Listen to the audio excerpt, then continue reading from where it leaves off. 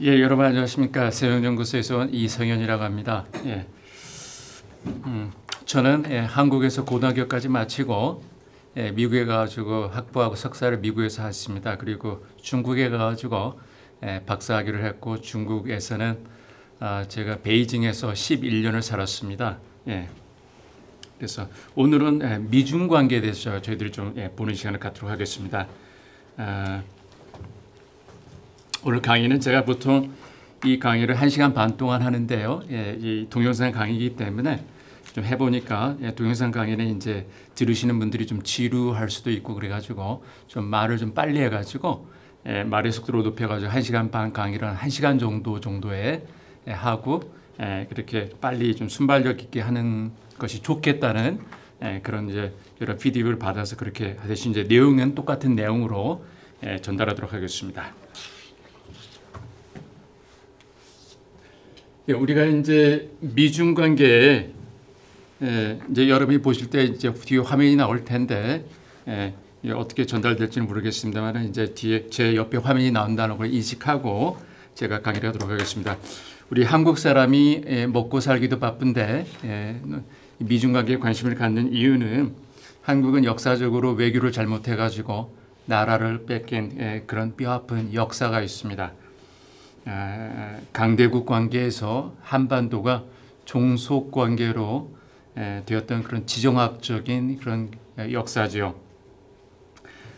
그래서 특히 한반도가 취약했던 것은 이제 강대국들의 세력전이 그런 기간 동안에 한반도 굉장히 가장 위태롭고 취약했습니다. 세력전이라는 것은 이제 부상하는 떠오르는 강대국하고 기존의 강대국 사이에 경쟁, 갈등이 있을 때를 세력전이 시간이라고 하는데 바로 이 순간이 이 시기가 바로 미국과 중국 사이에 그러한 이제 세력전이 기간이라고 저희 학자들은 보고 있습니다. 그래서 사실 우리가 이제 구한말 100여 년 전에도 한반도를 둘러서 이제 세력전이 기간이었고 그때 이제 우리 조상 분들께서는 우리가 1870년대에 강화도 조약이 있었고 1910년대에 우리가 나라를 일본에 뺏겼는데 그런 강화도 조약에서 나라를 뺏기 1910년까지 한 34년, 35년의 기간 동안 한국의 어느 지식인들도 이렇게 가다가 우리가 나라를 뺏기게 될 거라고는 아마 조선의 지식인들도 예상하지 못했을 것입니다. 그래서 심지어는 그때도 한국의 지식인들은 우왕좌왕했고 우리가 기존의 강대국인 청나라에 붙어야 산다. 외국의 신식 문물을 새롭게 공부한 일본에 붙어야 된다는 지식인도 있었고 새로운 서양의 문물인 미국을 우리의 새롭게 우리가 가깝게 해야 된다라는 그런 파도 있었고 심지어는 우리가 조선의 임금이 러시아 공사관으로 몸을 피신했던 우리 같은 국가인데도 불구하고 우리 신변의 위협을 느껴가지고 러시아 공사관으로 피신을 가던 그런 아관 파촌도 있었습니다. 100여 년 전의 역사인데 생각하면 정말 안타깝기 그지없습니다. 그런데 그것도 역시 결국은 한반도를 둘러싼 강대국들 간의 세력전이 기간 동안에 발생한 일이었고 또 우리가 남북한이 한반도가 갈라진 것도 결국은 제2차 대전 후에 강대국들 간의 그러한 이익관계 때문에 갈라졌고 또 한국전쟁이 발생한 그 이유도 결국은 중국과 소련과 미국 그리고 나중에서는 이제 한반도 전쟁에 있어서 중국이 개입했고 그래서 한반도의 분단이 좀 고착화되는 그러한 역사적인 경험을 했습니다. 그래서 저희들이 보통 우리가 이제 제가 알기로는 이 강의가 주로 이제 한반도 통일 이런 북한 문제를 많이 다루고 있는데 저같이 이제 미중 관계를 연구하는 사람 입장에서는 단순히 남북한 관계만을 보는 것이 아니라 이러한 역사적 경험에 의거해 가지고 물론 한국이 북한을 어떻게 대하느냐도 중요하지만은 결국은 한반도 역사를 보면은 결국 강대국들의 이런 아웅다툼에 의해서 한반도의 역사가 거기에 구속을 받고 우리의 행위와 우리의 자유로움, 우리의 선택이 굉장히 제약을 받는 그런 경험을 했기 때문에 저는 이런 한반도의 역사, 미중 간의 틈바구니에서 우리 민족의 어떤 생존의 길을 미중 간의 이런 경쟁 구도를 통해서 저는 살펴보는 것이 주로 연구의 그런 포커스가 되겠습니다.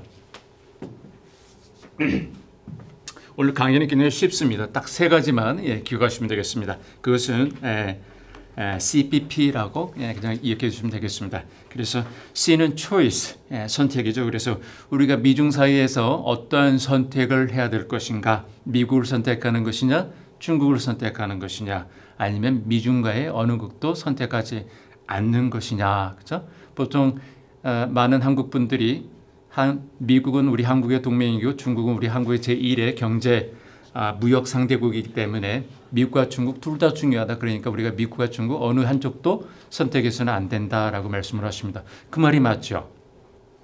그런데 중요한 것은 미국과 중국이 사이가 안 좋아가지고 우리 한국한테 선택을 강요하라고 할 때는 어떻게 하느냐, 이러한 딜레마가 있습니다. 그럴 때 한국은 계속 선택의 강요를 받고 있는데, 그럴 때 한국은 과연 선택을 안 하고도 우리의 주권과 힘을 지킬 수가 있을 것인가, 우리의 선택을 지킬 수 있을까, 그런 문제가 있고, 그럴 때 만약 우리가 한국이 선택을 해야 할 경우에는 우리가 어떤 principle, 어떤 원칙을 우리가 갖고서 선택을 할 때 결정해야 되느냐, 그런 문제가 있겠고, 그리고 마지막으로 P입니다. 파워죠, 파워. 그래서 우리가 만약에 한국에서 가장 이상적인 것은 교과서적으로 가장 원론적이고 이상적인 것은 우리 한국이 미중 사이에서 아무것도 선택하지 않고 그냥 우리가 미국과 중국 둘 다 사이좋게 지내는 것이 가장 이상적인 것이 되겠죠. 하지만 그렇게 하려면 한국이 힘이 있어야 됩니다. 그래서 여러분이 시내물가에 가가지고 전경에 이렇게 바지를 올리고서 물살에 딱 서 있으면은, 물살이 세면은 여러분이 물살에 다리를 딱 쓰고서 이렇게 굳건히 설 수 있겠지만은, 물살이 너무 세고 여러분의 다리에 힘이 없으면은 개울가에 서 있을 때 여러분이 이렇게 쓰러지는 그런 어렸을 때 경험도 기억할 수 있을 것인데, 미중 간의 이런 경쟁 구도에 있어서 우리가 정말로 우리 한국이 원하는 선택을 하려면은 미중 간의 입김에 휘둘리지 않는 그런 국력, 힘이 있어야 됩니다. 그래서 이 키워드 세 가지만 기억하시면 되겠습니다. 그래서 C, choice, 선택이고, P는 principle, 원칙이겠고, 마지막 P는 power, 힘이 있어야 된다, 이런 것입니다. 그래서 결론의 핵심을 맨 뒤에 가서 말씀드리는 것이 아니라 강의의 포커스를 위해서 제가 미리 먼저 말씀을 드리겠습니다. 그래서 이것이 핵심입니다. 우리가 보통 이제 미중 갈등이라고 볼 때, 미중 갈등은 일시적인 현상이라고 보기도는 기존의 패권국과 부상하는 강대국 사이의 긴장이 만들어내는 보다 구조적인 것으로 볼 수 있습니다. 그래서 미중 간에 때로는 협력을 촉진하기도 할 수 있겠지만, 보다 근본적인 갈등적인 그런 경쟁 구도라는 울타리는 넘어서기는 어려울 것으로 보입니다. 그래서 중국은 자국 경제에 장기적인 고통을 초래하더라도 미국의 단기적인 고통을 줌으로써 트럼프 행정부의 대중 정책을 뒤집으려 하는 것이 중국의 전략입니다. 이것이 무슨 말이냐면은, 중국은 지금 트럼프의 미국을 굉장히 중국의 부상을 스피드업, 중국의 부상을 촉진할 수 있는 그런 역사적인 기회의 순간으로 보고 있습니다. 왜냐?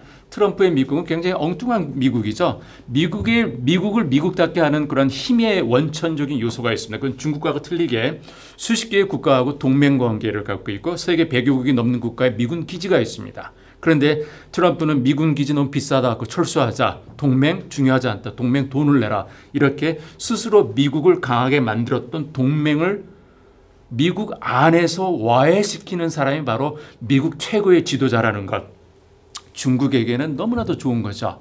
또한 미국이라는 것은 멜팅팟, 조화로운 사회인데, 그러한 요번에 코로나 바이러스 사태에서 볼 수 있는 아시안계 사람들이 차별을 받는 것, 이러한 다원화된 그런 미국 특유의 그런 사회의 어떤 정신이 무너지고 있는 것, 그리고 멕시코하고 사이에서 장벽을, 미국은 이민자의 사회인데 그것이 미국의 어떤 힘이 되었는데, 이민자를 가로막는 멕시코하고 장벽을 쌓고 이민 정책을 강하게 하는 것, 그리고 민족주의, 그렇죠? 포퓰리즘을 하고 있다는 것. 중국이 볼 때는 트럼프가 좀 엉뚱하기도 하고 중국에 대해서 험한 말도 하고 있지만은, 근본적인 분석에서 볼 때는 트럼프만큼 좋은 미국 지도자가 없다라는 것이죠. 그래서 특히 트럼프는 2017년 11월 달에 중국 베이징을 방문했습니다. 그때 시진핑이 트럼프한테 그 넓은 고궁을 사람들을 다 몰아내고 오직 트럼프 부부 한 쌍을 위해서만 고궁을 다 막아놓고서 이렇게 보여줬는데, 그때 트럼프는 야 이거 너무 좋다라고 했고 그런데 트럼프가 중국 방문 때 하지 않은 말이 있습니다. 그것은 트럼프는 미국 역사상 처음으로 중국을 방문해가지고 중국의 인권 문제를 거론하지 않았던 미국 지도자이기도 합니다.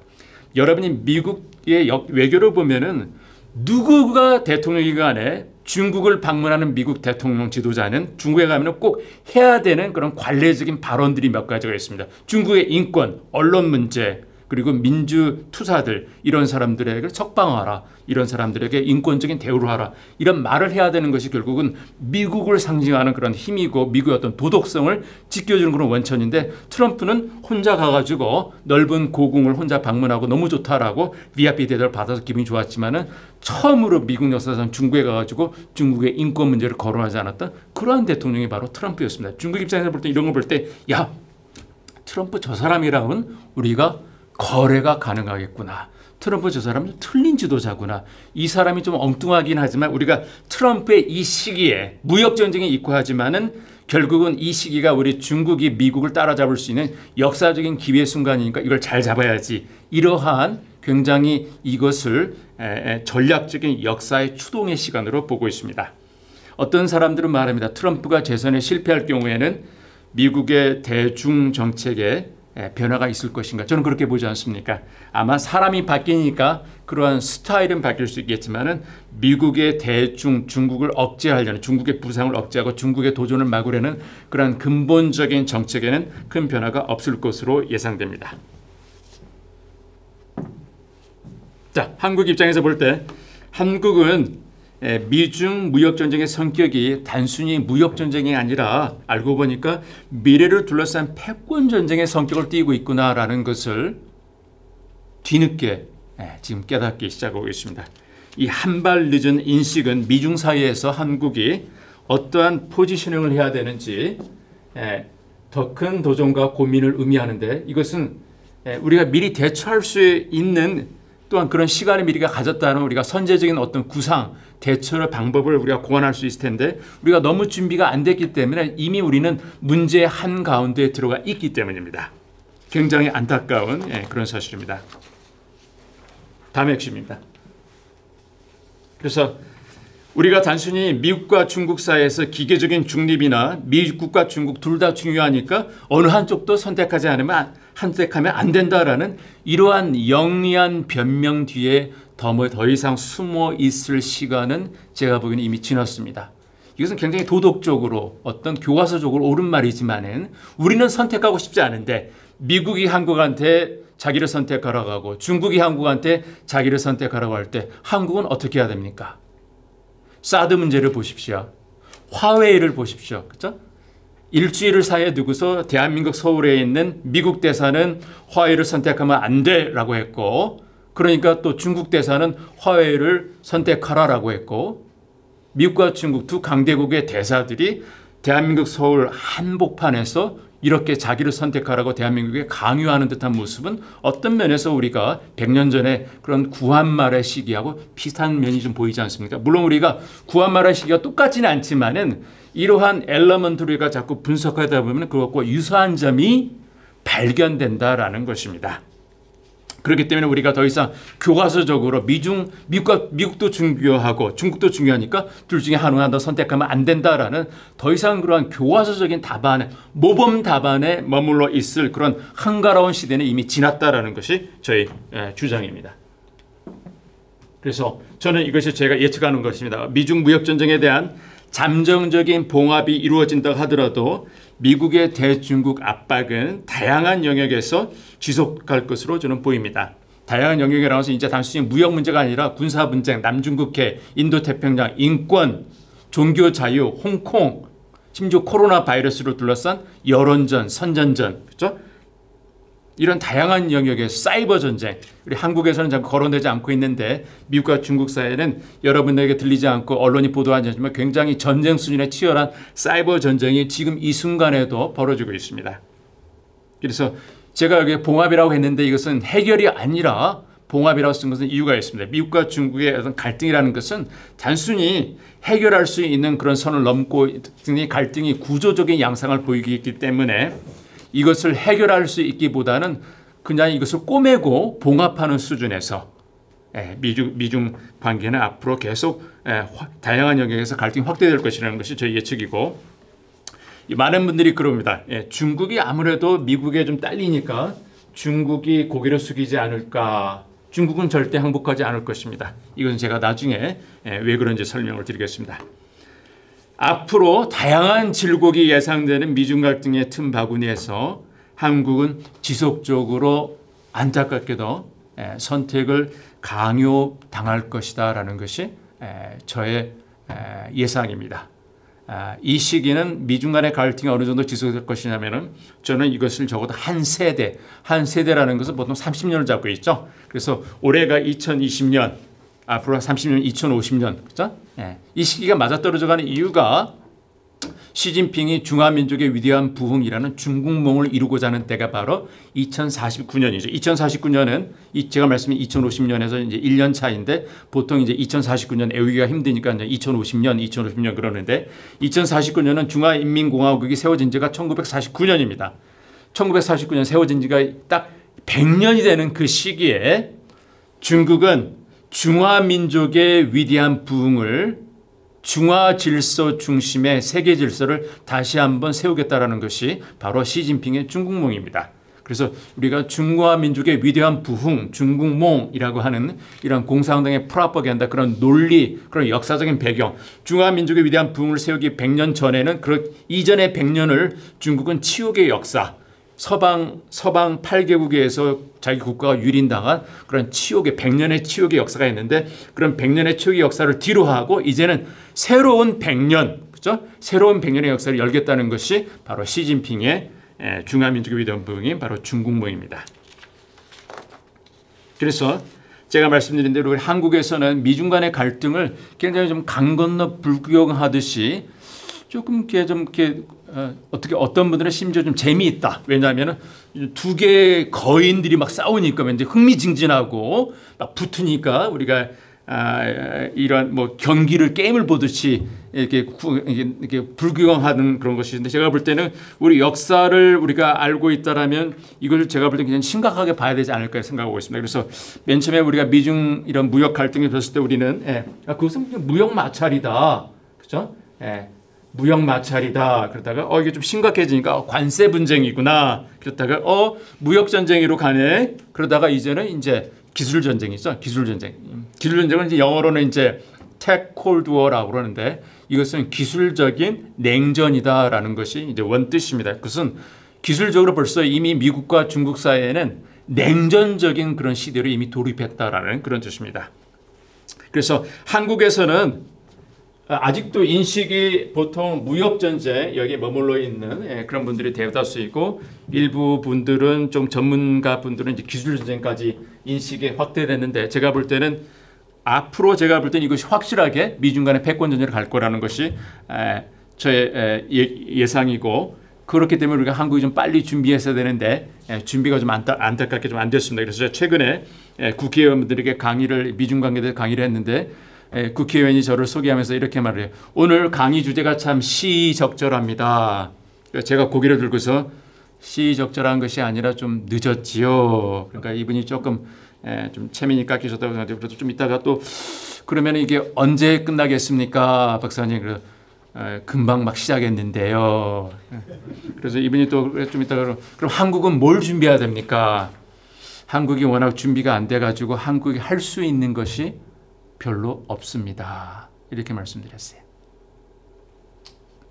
그래서 제가 일부러 조금 충격을 받으시라고 조금 한국의 어떤 오피니언 메이커 분들이 너무 좀 한가하게 미중 간의 갈등을 보고 있으신 것 같아가지고 제가 일부러 이렇게 좀 충격요법으로 말씀드렸는데, 제가 볼 때는 정말로 우리가 미중 간의 갈등이라는 것은 한순간에 온 것이 아니고, 적어도 지난 한 2011년 미국이 아시아로의 회귀, 그래서 피벗 투 에이시아, 나중에 이제 에이시아 리밸런싱으로 이름이 바뀌었습니다만은, 적어도 힐러리 클린턴이 국무장관이었던 그때 10년 전에 서서히 미국의 국방력과 해군력을 중동 지방에서 동아시아 쪽으로 시작했던 그때부터 서서히 미국은 준비하고 있었고, 중국도 거기에 맞춰가지고 1대1로 2013년도부터 시작하면서 서서히 대응했던 이런 모습이 지난 7, 8년 동안 벌어지고 있었는데 한국은 전혀 한가하게도 여기에 대해서 대응하는 선제적인 조치를 전혀 준비하지 못했다는 것입니다. 그렇기 때문에 제가 볼 때는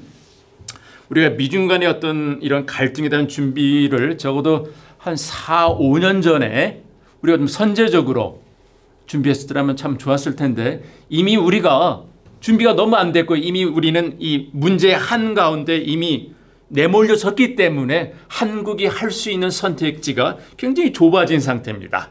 그래서 이제 와서 우리 많은 정부 부처라든지 이런 데서 미중 관계 어떻게 하나 대책 보고서를 쓰라라고 그러는데 제가 볼 때는 너무나 좀 안타깝고 어떻게 보면 구한말 때도 우리 한국의 지식인들은 이러지 않았을까? 이런 생각도 좀 들고 분명히 구한말하고 지금 100년의 시간차가 있고 인터넷 시대에 있고 우리는 카톡도 있고 페이스북도 있고 카카오 이런 모든 트위터도 있고 순식간에 우리가 세계 밖에 있는 정보를 얻을 수 있는 정보화 시대에 살고 있으면서도 왜 우리는 이렇게 한반도 주변을 둘러싼 강대국들의 정세에 우리가 어두웠지? 라는 오히려 굉장히 좀 안타까운 그런 심정도 좀 있습니다.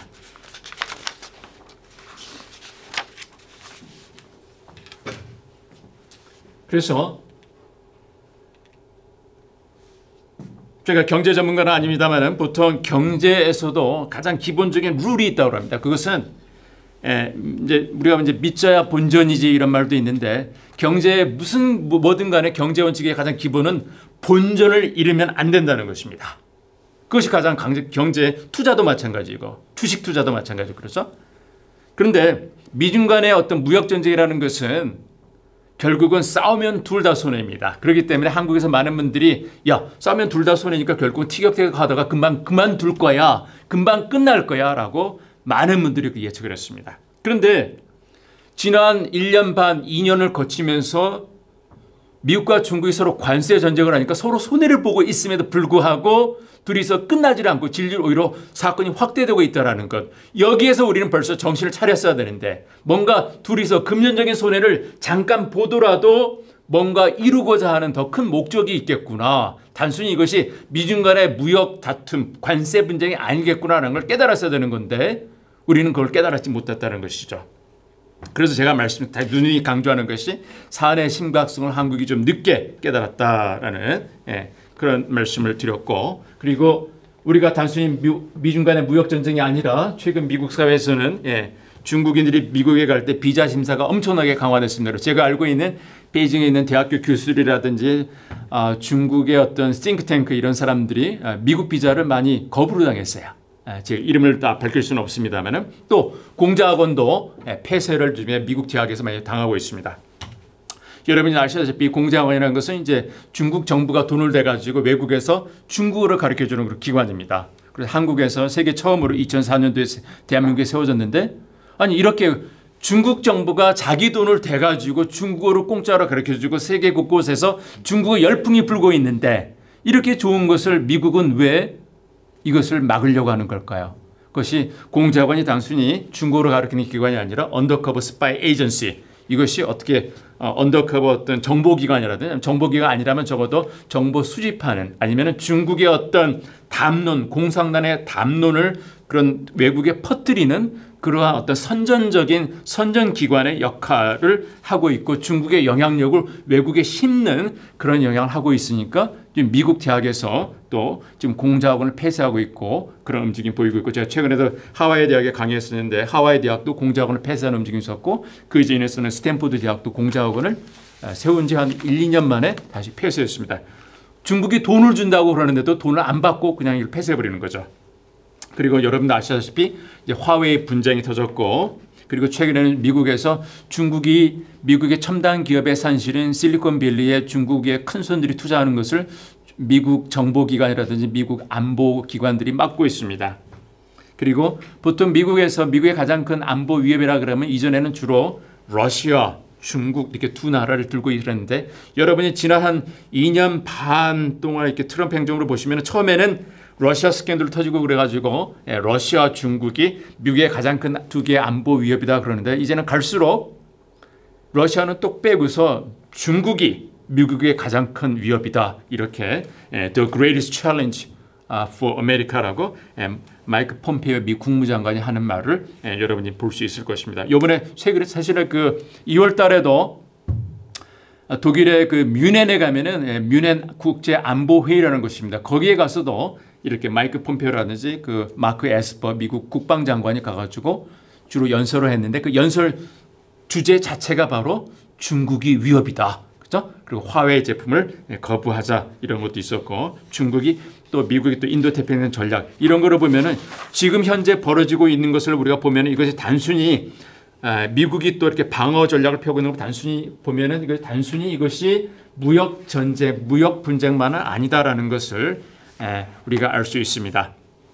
그래서 제가 이렇게 말씀드리는 거 있지만 오히려 미국의 어떤 공식적인 전략 보고서 아니면은 그 관련 법안을 보면은 미국이 중국의 어떤 성장을 억제하고 중국을 이렇게 경쟁자, 라이벌로 본다는 것이 굉장히 확실해지고 있습니다. 그래서 여러분이 많이 들어보셨던 것이 이제 국가안보 전략 보고서 NSS라는 것이죠. 그것 말고도 국방 전략 보고서, 핵태세 검토 보고서, 회계연도 국방 수권법, 미사일 방어 검토 보고서 이런 것들을 쭉쭉 보면은 이거 짧은 것이 이제 60페이지, 긴 것은 이제 100페이지가 넘는데 이런 보고서 전략 보고서를 쭉쭉 읽어보면은 거기에 중국과의 장기적인 전략적인 경쟁이 미국의 주된 사항이다라는 것이 굉장히 명백하게 법안으로 나눠져 있는데 소개되어 있는데 굉장히 흥미로운 것은 미국이 여태까지 법안을 제정하면서 어떤 특정 국가만을 딱 이름을 거론하면서 이 법안은 이 국가를 우리가 대응하기 위한 것이다라고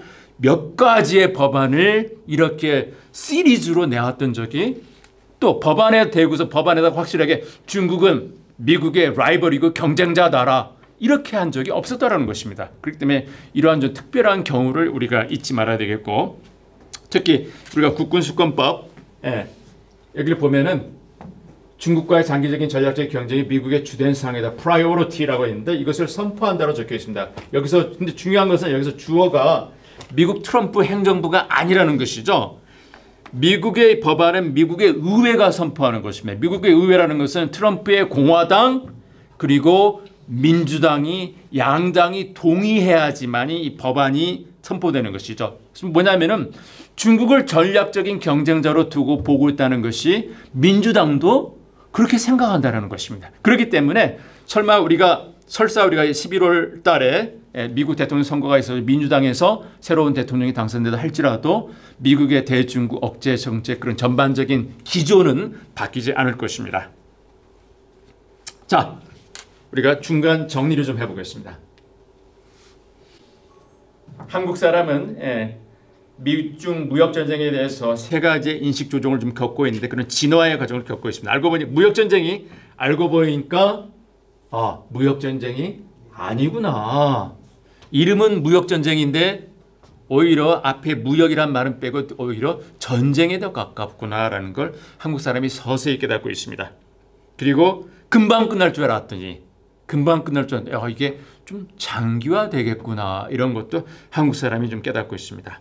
한국 사람은 아직도 많은 분들이 깨닫지 못하고 있는 것이 그래도 미국과 중국이 좀 싸우고 있는데 적어도 총칼을 들고 싸우는 것이 아니라 무역 갖고 싸우니까 그나마 다행이지 않느냐라고 하시는 분들이 계시는데 이것은 굉장히 큰 오해입니다. 여러분들이 미중 관계를 우리가 역사적으로 보면은 거기서 무역이라는 것이 어떤 위치를 차지하고 있는가를 여러분 아셔야 됩니다. 우리가 그걸 보자면 이렇습니다.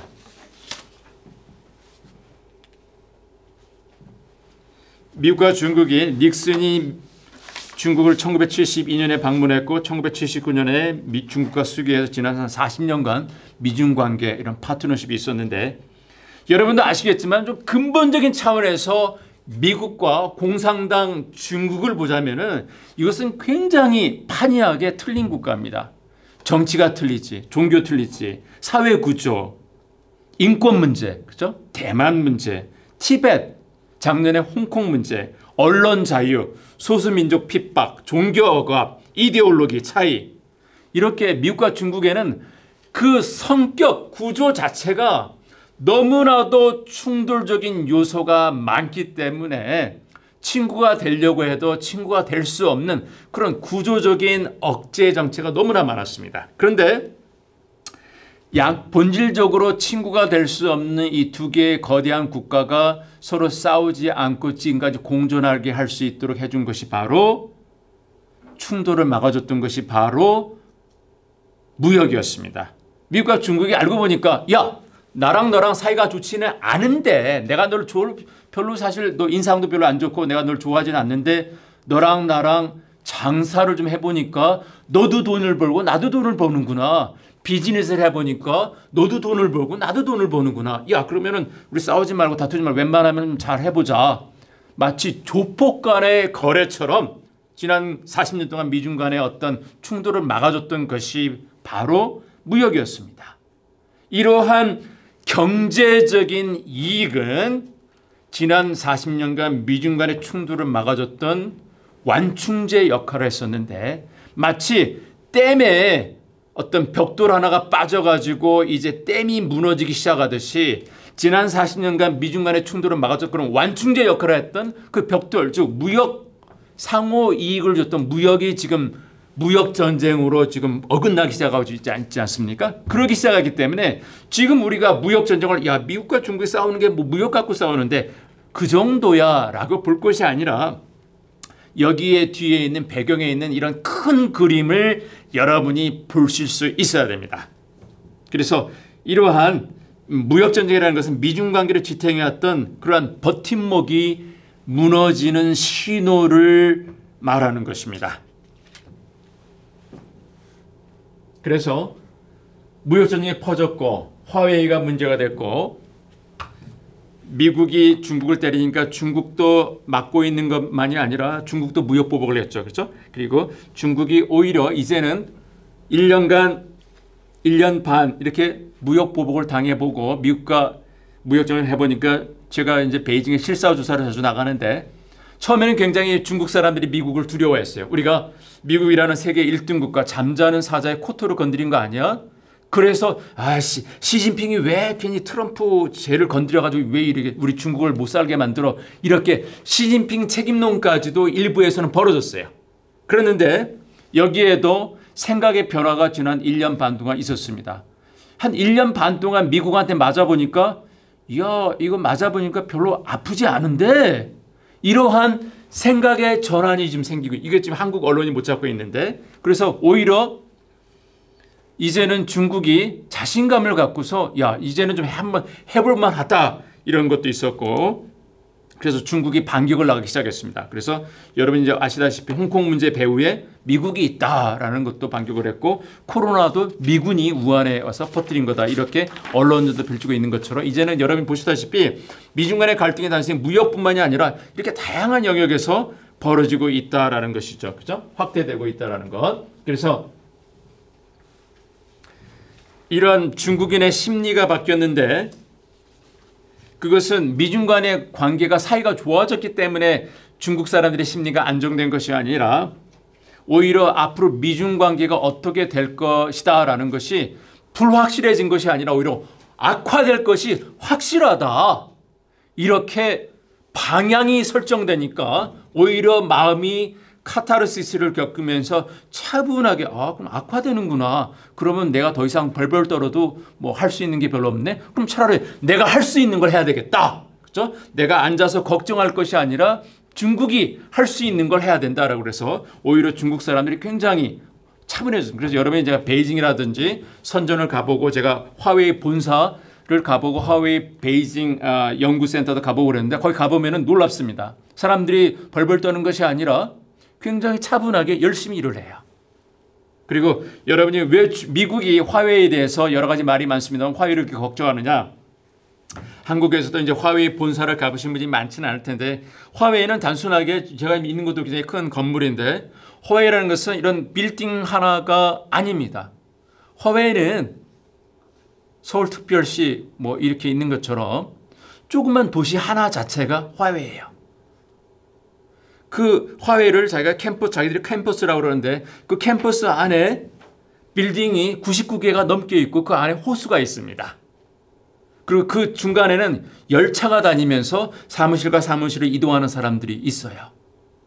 그리고 거기에는 인공지능 연구소가 있어요. 그 인공지능 연구소에 들어가 봤는데 거기에도 박사학위를 받은 사람들이 400명이 넘는 사람들이 거기서 일을 하고 있어요. 그러면서도 저한테 하는 말이 여기에 400명이 있지만 전 세계 미국이라든지 유럽에도 더 많은 연구소가 있고 더 많은 사람들이 인공지능을 연구하고 있습니다. 이게 화웨이예요. 그리고 이러한 도시가 선전에도 있지만은 거기 옆에 동관이라고 해서 선전이 너무 커지니까 동관에 또 하나의 캠퍼스, 또 하나의 도시를 세워놨습니다. 이게 화웨이는 어떻게 보면 하나의 굉장히 뭐랄까요? 그 자체가 도시예요. 도시. 그리고 제가 베이징 캠퍼스를 가봤는데 베이징 캠퍼스도 베이징 북쪽에 그렇게 넓은 그러한 장충체육관 한 몇십 개가 되는 그런 넓은 부지에 그런 첨단 산업기지가 건설되어 있는 걸 봤는데 그렇기 때문에 화웨이가 여러분이 뭐 미국을 스파이한다 이런 말도 있지만은 이런 규모와 그런 사이즈 그리고 화웨이가 할 수 있는 조직력, 장악력 이런 걸 볼 때 우리가 미국이 그냥 화웨이를 저지하려고 하는 것은 아닐 것입니다. 화웨이에 대해서는 조금 더 재밌는 얘기가 많이 있는데 이것이 조금 이제 공개적인 강의이기 때문에 제가 나중에 혹시 기회가 되면은 조금 더 흥미로운 화웨이가 대체 어떤 기업인지에 대해서도 제가 나중에 더 자세하게 말씀드릴 수 있는 그런 기회가 있었으면 좋겠습니다. 그래서 이제는 미국에 대한 의존도를 줄이고 화웨이가 미국 시장에 이제 끝난 거죠, 그렇죠? 왜냐하면 화웨이는 미국 정부 자체를 그러니까 화웨이 그 멍한조라고 그래가지고 화웨이 그 창립자의 딸이 캐나다에서 체포가 됐죠, 그렇죠? 캐나다 체포되니까 오히려 중국이 그러면 미국이 이 사람을 봐달라고 빌빌 빌어대고 저자세를 보였어야 되는데 화웨이는 어떻게 대응을 했냐면 처음에는 저자세를 보이다가 올해 2월 달에 화웨이는 미국 정부 자체를 고소를 해버렸어요.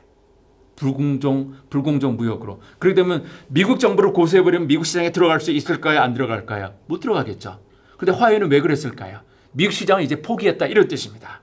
그래서 화웨이의 전략은 미국 시장은 포기하고 그리고 우리가 미국을 제외한 나머지 글로벌라이제이션 국가들하고 우리가 잘하면은 우리가 승산이 있다. 그래서 화웨이가 세계 글로벌을 세 개의 지역으로 나누는데 첫 번째 지역이 유럽, 두 번째 지역이 한국과 일본. 한국과 일본이 중국하고 사이가 안 좋을 때도 있지만은 화웨이가 믿는 것은 한국과 일본은 적어도 이데올로기적으로 굉장히 미국처럼 중국을 적대시하는 국가들이 아니기 때문에 중국이 한국하고 일본에게 우리 중국하고 거래를 하면 이익을 볼 수 있다는 걸 보여주면은 적어도 한국과 일본이 미국의 동맹이지만 우리 중국 쪽으로 견인할 수 있겠다라는 그러한 계산이 있고 나머지 한 지역이 바로 동남아시아입니다. 동남아시아는 여러분이 아시다시피 벌써 화웨이 시장입니다. 여러분이 말레이시아의 쿠알라룸푸르 공항에 가면은 쿠알라룸푸르 공항 그 전면 뒤쪽에 2층 거기 대합실에 크게 전광판이 있는데 그 전광판 자체가 바로 화웨이 전광판입니다. 말레이 쿠알라룸푸르 시내에 들어가면은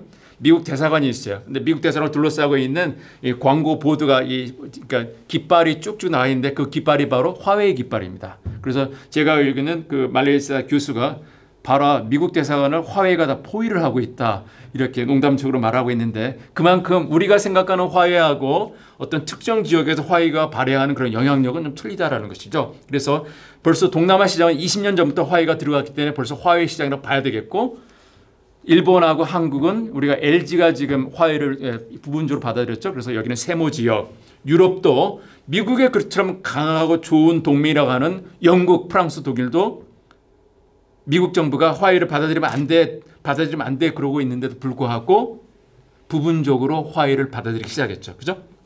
그래서 이러한 국제 관계가 굉장히 우리가 동맹이니까 같은 뭐 앵글로색슨 국가들이니까 미국에 이렇게 친한 국가냐 그러면서도 이익과 결부되면 굉장히 틀린 행동을 보여줄 때가 있습니다.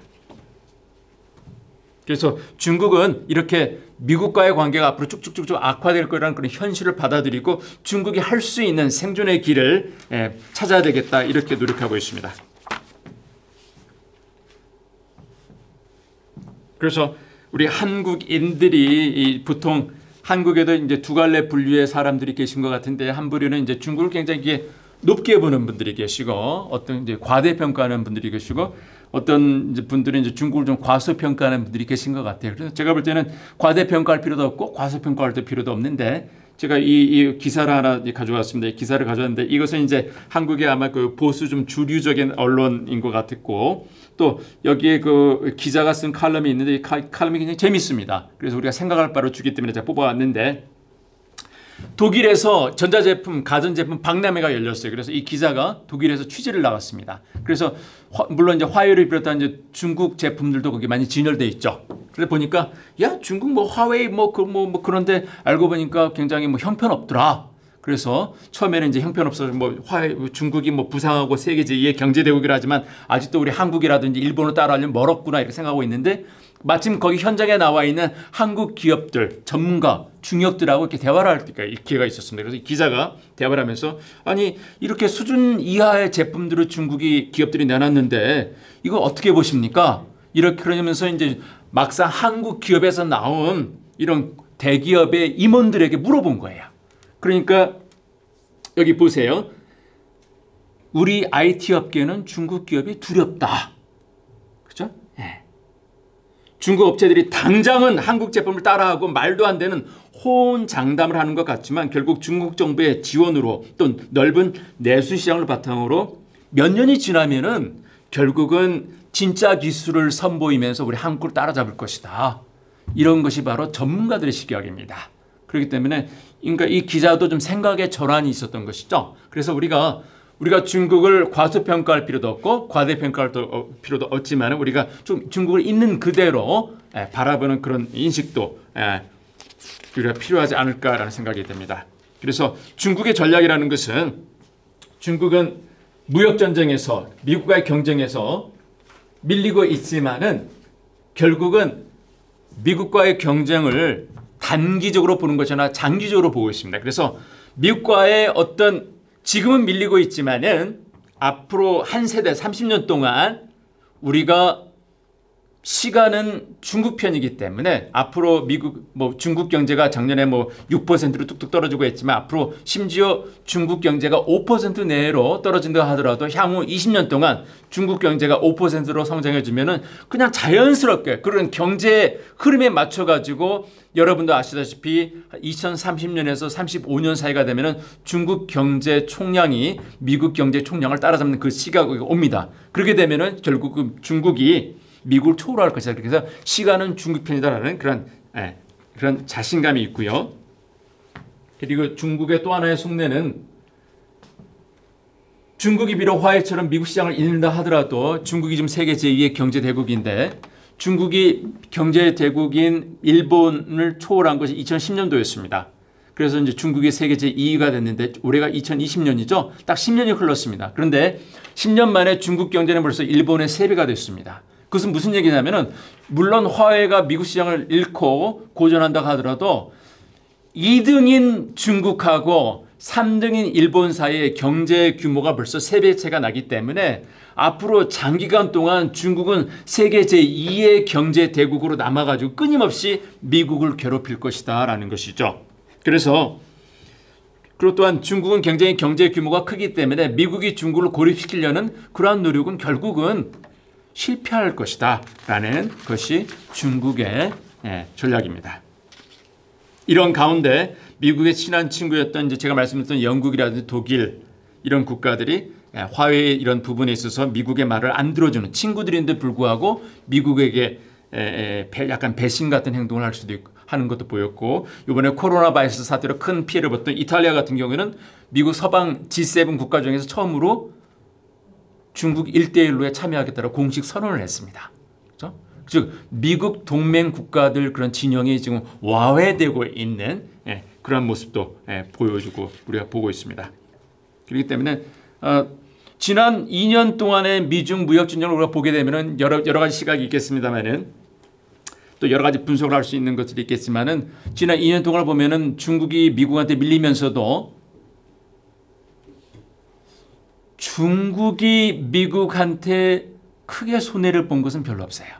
미국은 말로써 트럼프의 말로써 중국을 협박하고 말로써 중국을 비난하고 코로나 바이러스를 봐도 그렇고 이렇게 비난하고 협박을 하고 그랬지만은 어떤 구체적인 내용을 해서 중국이 미국에게 많이 밀린 그런 것은 전문가 입장에서 볼 때는 많이 좀 별로 없는 것처럼 보입니다. 이것도 사실은 어떻게 보면 좀 두려운 일일 수도 있어요.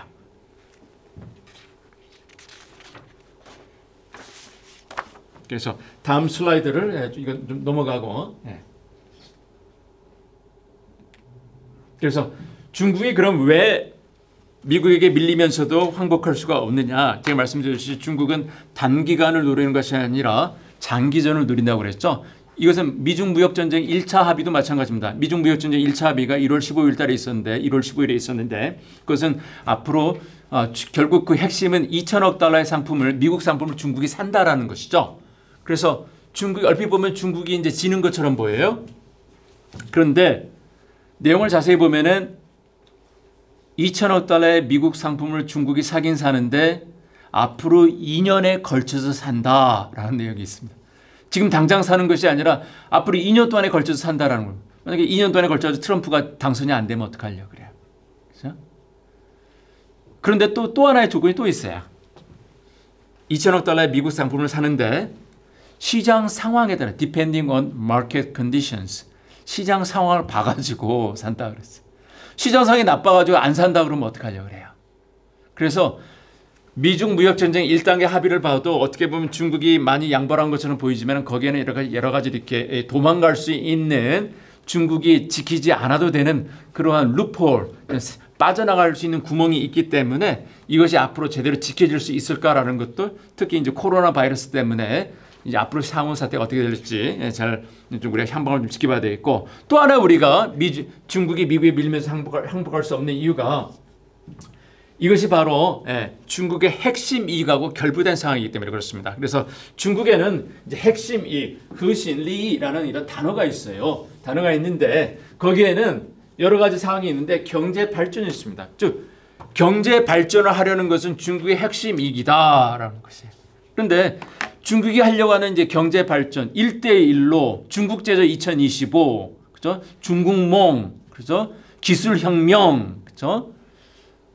5G, 화웨이, 4차 산업혁명, 빅데이터, 안면 인식 기능, 드론 산업 이런 모든 것들이 결국은 중국의 기술혁명 이런 것들이 결국은 중국의 경제 발전하고 맞물려 있는 것입니다. 그런데 중국은 경제 발전을 중국이 절대 무슨 일이 있어도 항복할 수 없는 국가의 존망과 연결되기 때문에 어떠한 대가를 치르더라도 항복할 수 없고 양보할 수 없는 것이 바로 중국의 경제 발전이다. 핵심이다라고 시진핑이 이렇게 정해버렸어요.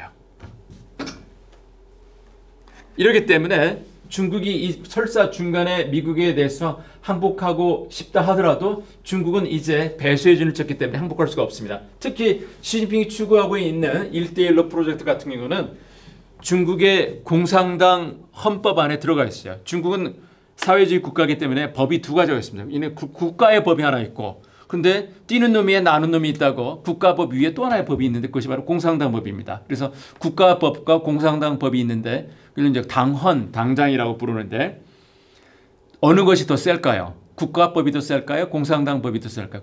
중국은 공산당 국가이기 때문에 공산당 법이 더 세요. 그런데 국가법도 아닌 공산당 그 법 안에 공산당 당장 안에 당원 안에 1대1로가 들어가 있어요. 그러면 이것은 절대 다시 한번 강조하건대 중국이 절대 1대1로라든지 이런 국가 지능사업 중국몽을 포기할 수가 없다라는 것이죠. 포기하지 않고 결국 미국과의 계속 대결적인 국면으로 나가는 것이고 또 만약에 도중에 가다가 이걸 만약에 포기하게 된다면은 시진핑 정권의 어떤 정당성 여기에도 상처가 날 수 있기 때문에 절대 포기할 수가 없습니다. 예측입니다. 앞으로 예측입니다. 그래서 제가 말씀드렸듯이 처음에 말씀드렸듯이 앞으로 미중 무역 전쟁에 대한 어떤 잠정적인 봉합이 이루어진다고 하더라도 미국의 대중국 압박은 다양한 영역에서 계속 진행될 것이고 여기에 맞춰서 중국이 빨리 손을 드는 것이 아니라 계속 항복하지 않을 것이고 그리고 상당한 질곡이 예상되는 미중 갈등의 틈바구니에서 중간에 낀 한국은 끊임없이 지속적으로 선택을 강요받을 것이라는 것이 저의 예상입니다. 그래서 중국이 미국에 밀리면서도 이것은 중국 신화통신사 이제 중국 관방 정부의 공식 언론사인데 奉陪到底 坚决反制 결사적으로 반격하고 奉陪到底 끝장을 보자 이런 식의 이런 중국도 미국과의 어떤 결사항전을 다짐하고 있습니다. 그리고 최근에 이제 우리 한국에도 왔었던 이제 중국 왕이 외교부장이 있죠. 왕이 외교부장은 여러분들 잘 많이 이제 귀에 익숙할 텐데 타이틀이 두 가지입니다. 하나는 이제 외교부장, 외교부 장관의 타이틀이 있고 또 하나는 이제 국무위원이라는 타이틀이 있는데 국무위원은 이제 부총리급이에요. 그래서 부총리급이기 때문에 항상 이제 외교 담당 국무위원 겸 이제 외교부장이라고 하는데 왕이 부장이 내외신 기자 200명을 모아놓고서 2018년도에 이런 말을 했어요. 중국은 나날이 더욱더 세계 무대의 중심에 가까워지고 있다. 아니 무역 전쟁에 밀리고 있는데 그런 중국이 내외신 기자 200명을 모아놓고서 우리 중국은 세계의 중심에 가까워지고 있다라고 이렇게 공개적으로 말을 하고 있어요. 이건 들으라고 하는 말이죠. 그죠? 이렇게 공개적인 자신감을 피력하고 있습니다. 그래서 여러분들이 중국을 볼 때 중국이 이게 몽상가인가? 왜 이렇게 거품이 많이 끼었어? 이렇게 허풍을 떨어라고 볼 수 있는 시각도 하나 있고 또 하나는 이제 중국이 저렇게 하는 것은 뭔가 근거가 있기 때문에 저렇게 하는 것이다라고 할 수 있는 거고 그렇기 때문에 우리가 중국을 이런 무역전쟁 한가운데서 미국에게 얻어터지고 있으면서도 중국에 보이는 이런 자신감을 이제 우리가 끊임없이 관찰하고 과대평가도 하지 말고 과소평가도 하지 말고 있는 그대로 우리가 끊임없이 관찰하는 것이 굉장히 중요할 것이다. 이런 모습을 우리가 알아야 되겠고요. 그리고 앞으로 이제 미중 무역의 향방은 제가 말씀드렸지만은 제가 볼 때 이렇습니다. 우리가 미중 무역이라는 것은 이제 결국은 무역 전쟁이 아니라 미래를 둘러싼 패권 전쟁의 일부인데 이제 악화되다가 무역 전쟁 1단계 합의를 봐가지고 봉합을 했죠, 그렇죠? 악수를 하고 그다음에 쭉 가다가 또 악화될 거예요. 그러다가 트럼프하고 시진핑이 또 악수를 하고 웃으면서 카메라를 보면서 악수를 할 거예요. 그러다가 또 계속 악화되고 그러다가 어느 순간에 또 악수를 할 거예요. 그래서 전반적으로 보면은 이게 쭉 하향 평준화 과정을 앞으로 30년의 과정을 겪으면서 미중 관계가 바닥을 칠 것이다. 그러면서 이제 패권 간의 두 어떤 곰과 호랑이 사이에 누가 1등이냐 이런 것을 이제 다루는 그런 과정이 있을 텐데 이런 과정에 어떤 무력 충돌이 있을 것인가 없을 것인가 많은 사람들은 이전에는 둘 다 핵무기를 갖고 있는 국가들이기 때문에 국계 관계는 이런 말이 있습니다. 핵무기를 갖고 있는 국가들 사이에서는 절대 전쟁을 하지 않는다. 왜냐하면 싸우면 둘 다 코피가 터지니까. 그죠? 핵무기를 100개 갖고 있든 1000개를 갖고 있든 상관없이 하나라도 상대방 국가에 떨어지면 그 도시가 완전히 박살나는 거 아니겠습니까? 서울 같은 경우에 하나만 떨어져도 박살나는데 피해가 너무 크니까 핵무기를 갖고 있는 국가들 사이에서는 절대 전쟁을 하지 않는다.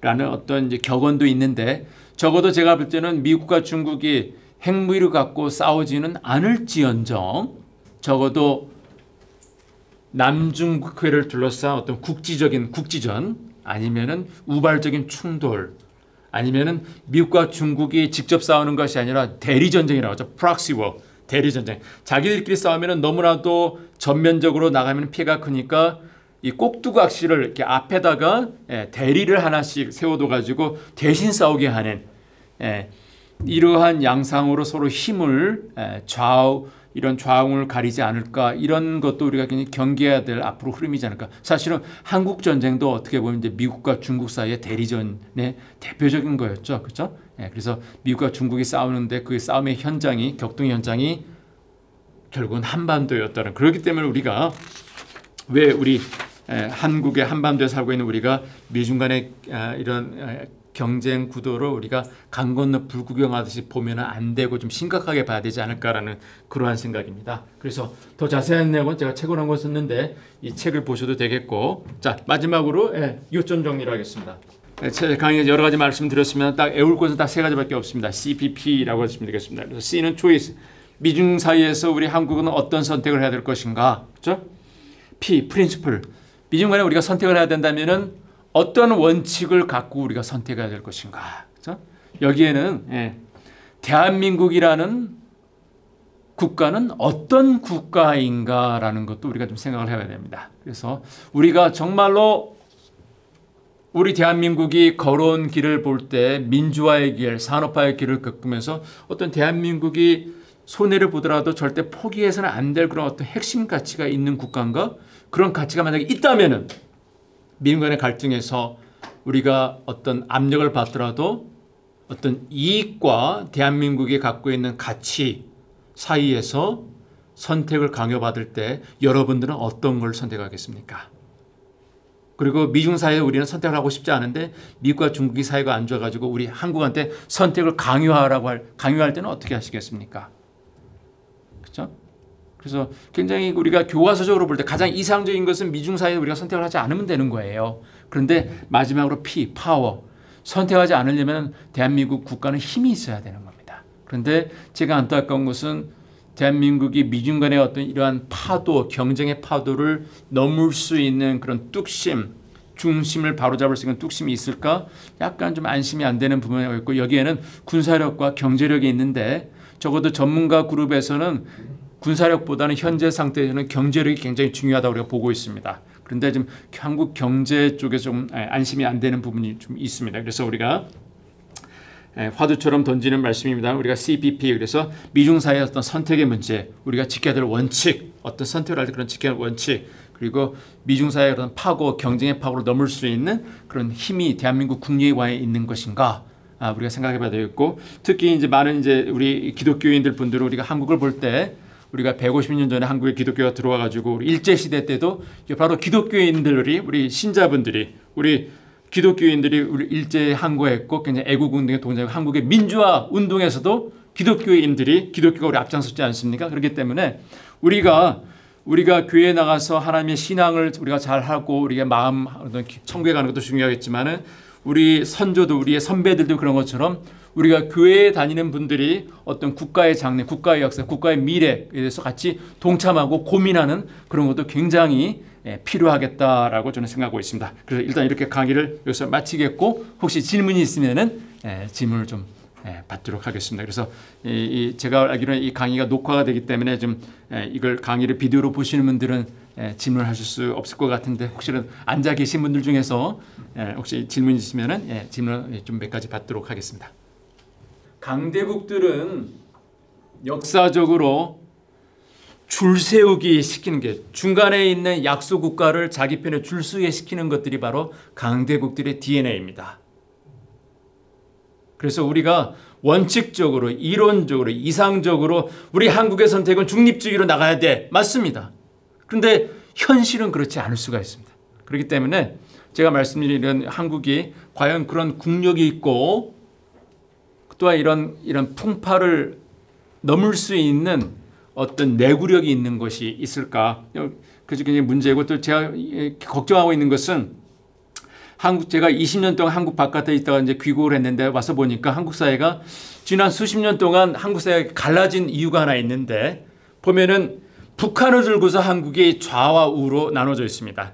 제가 지금 굉장히 걱정하는 것은 그것 때문에 한국 정치가, 한국 교회가, 한국인들이, 한국 교수들이, 한국 지식인들이 북한을 어떻게 봐야 되는가라고 좌우로 갈라졌는데 앞으로 30년 동안은 중국을 우리가 어떻게 봐야 되는가를 갖고서 특히 이번에 코로나 바이러스 사태를 두고 그랬죠. 그렇죠? 중국이 어떻게 뭔가 중국 사람을 막느냐 마느냐 굉장히 중국이 이슈가 되는 거 있었죠. 그래서 중국은 바로 한국 가깝게 있는 이웃이고 힘이 있는 강대국인데 강대국이 부상하면서 자꾸 한국에 대해서 영향력을 행사하려고 할 겁니다. 그럴 때 우리 한국 내에서도 친중파가 있고 반중파가 있고 중국에 대해 여러 가지 복잡한 생각이 있을 때 제가 걱정하는 것은 북한에 대해서 우리 한국의 의견이 갈라졌던 것처럼 내분이 일어나는 것처럼 앞으로 우리가 중국은 한국에게 무엇인가 라는 화두를 들고 앞으로 30년간 한국 사회가 갈라지면 어떡할까 저는 굉장히 걱정하고 있습니다.